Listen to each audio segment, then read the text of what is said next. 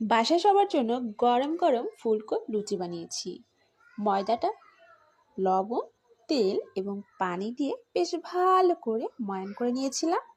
আর এরপরে রেস্টে রেখে দিয়েছিলাম 2 ঘন্টা। অবশ্যই একটু সময় নিয়ে রেস্টে রাখতে হবে। আর এরপরে দিতে হবে নাকানি চুপানি। তেল খুব ভালো করে গরম করে নিতে হবে আর ডুবো তেলে ভেজে নিতে হবে বেলে নেওয়া রুটিটি। দেখুন একেবারে পালিশের মতো ফুলে উঠেছে। এক পাশ খুব ভালো করে ভেজে নিয়ে অপর পাশও বাদামি কালার করে ভেজে নিতে হবে। অবশ্যই মিডিয়াম আঁচে একটু সময় নিয়ে ভাজতে হবে যদি আপনারা মুচমুচে ফুলকো লুচি খেতে চান। আর এই লুচির সাথে যদি একটু গোশ হয় একেবারে জমে একাকার। শুক্রবার তো গোশ থাকেই, তাই না? গোশের সাথে ফুলকো লুচি বানাতে আপনারাও বাসায় ট্রাই করবেন। তো এপাশ ওপাশ ভেজে নেওয়ার পরে একটু উঁচু করে তেল ঝরিয়ে নিতে হবে, কারণ এটা ডুবো তেলে ভাজা হয়।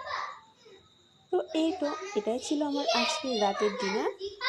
আপনাদের কাছে কেমন লেগেছে অবশ্যই কমেন্ট করে জানাবেন। এরপরে বাকি সবগুলো একইভাবে ভেজে নিয়েছি।